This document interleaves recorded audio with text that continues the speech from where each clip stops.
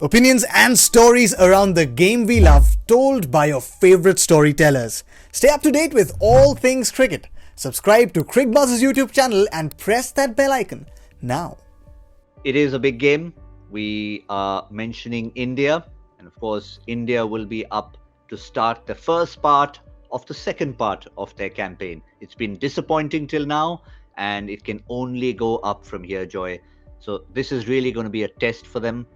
First and foremost, in terms of personnel, I mean, you don't tinker a winning side, but at some point you have to make sure you pick the right 11 for the job at hand, which is to win and win big.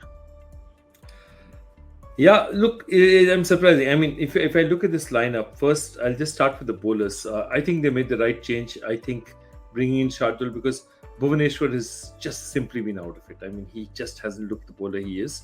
And but I really, the other bowler who didn't really do much for me was Varun Chakravarti. I felt perhaps Varun Chakravarti is the kind of bowler who comes into action only when you put substantial totals, when people are really under run rate pressure.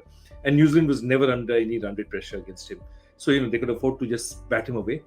But Varun Chakravarti hasn't looked the mystery spinner that nobody can pick. And if that's not the case, then you have two excellent spinners in Ashwin and Rahul Chahar who are sitting out. And I'd really like to have a look at them. That's one that I'd think about.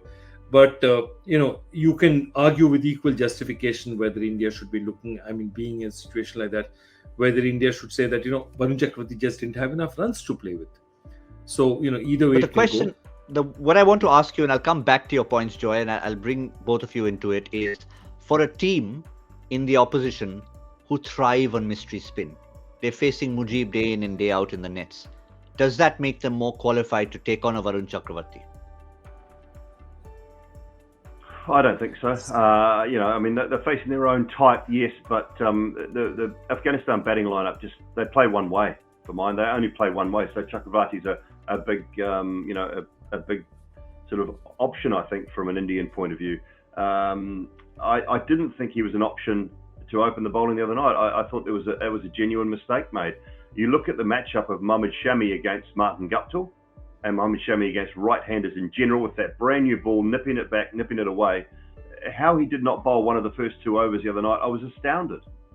When India put a miserable score on the board and they needed wickets up front, how Shami did not bowl one of the first 2 overs, it just blew me away.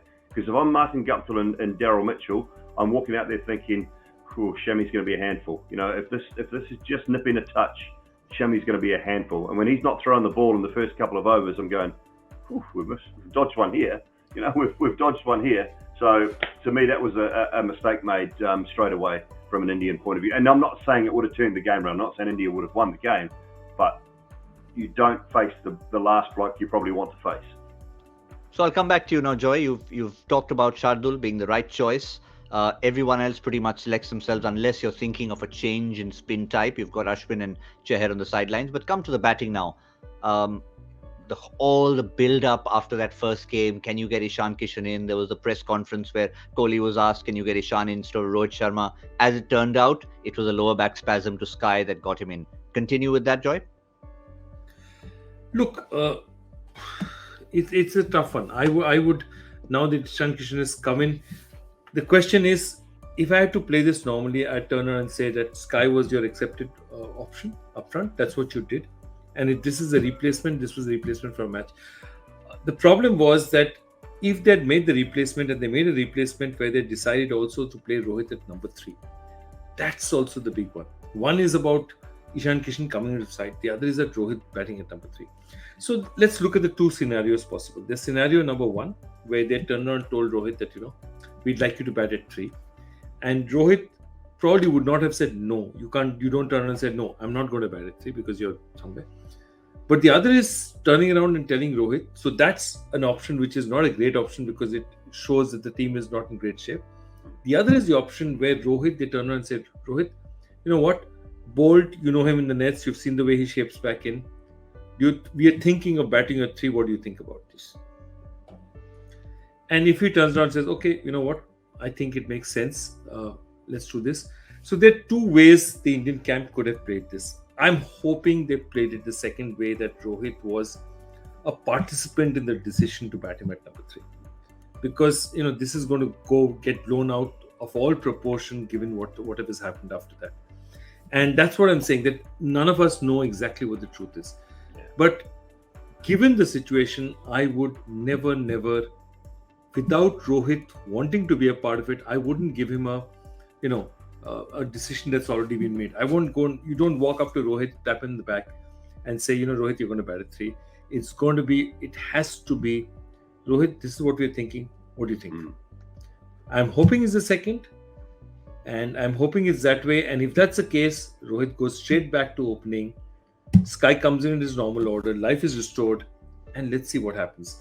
And look, stranger things have happened in cricket. So you play, you do what's in your control. You try and beat Afghanistan and see where everything else pans out. Because, you don't decide. Right now, India doesn't have the bandwidth or ability to think about what happens to the other side. At least let them try and win the game to the best of their abilities. Yeah. Well, they're going to have to face a diet of spin. They already know that. So they'll have to choose accordingly, Simon, in terms of that. Let's quickly see the Afghanistan squad, and then obviously we'll get back to the discussion on who faces them most likely. For Mujibur Rahman, we don't have any news in terms of whether or not he is fit or not. Sharafuddin, of course, is a replacement for Asghar Afghan. Doesn't necessarily mean he's going to jump into the side. Usman Ghani is a possible option to come into the lineup there. But I think, Simon, for them, Mujib coming back will be crucial against India. Yeah, he will be. Look, the spin's going to dominate. That's how Afghanistan play. We've seen them just struggle a little bit at times. I know Naveen al-Haq bowled a brilliant over against Pakistan, and then Karim Janat sort of let it go away. That's been their issue. Their Achilles heel is getting seamers to be able to finish off an innings. That's always tough. They've left, they're having to leave Mujib or Rashid really late in the piece to sort of cover for what normally a job that would normally be done by a seam bowler. But how do they beat India? Well, they beat India by their blueprint, which is probably you don't need to have a toss tomorrow.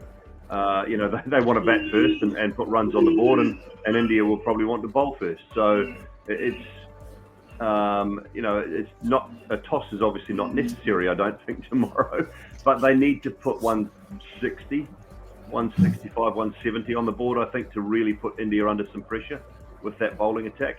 Just going back quickly to Joy's point around the batting for India. I mean, you just can't. Look, I know that they said Ishan Kishan was an opening batting replacement, but at the end of the day, the opening batsmen weren't injured. Surya Kumar Yadav was injured, so he doesn't become an opening batting replacement. He becomes a replacement for Surya Kumar Yadav. And in any instance, I wouldn't have minded both Virat and Ishan Kishan being padded up. If India lost either Rohit or KL in the power play, Ishan Kishan goes in. Outside of the power play, Ishan, you're at 4, Virat's at 3. That's kind of how they should have played it, and I hope that's how they play it tomorrow. If that's the case. Yep, certainly. Is that your hotel, G? Is that your hotel? I mean, are the Pakistanis arriving back at your hotel? What's going on there? They possibly are. They're going to be coming fairly soon.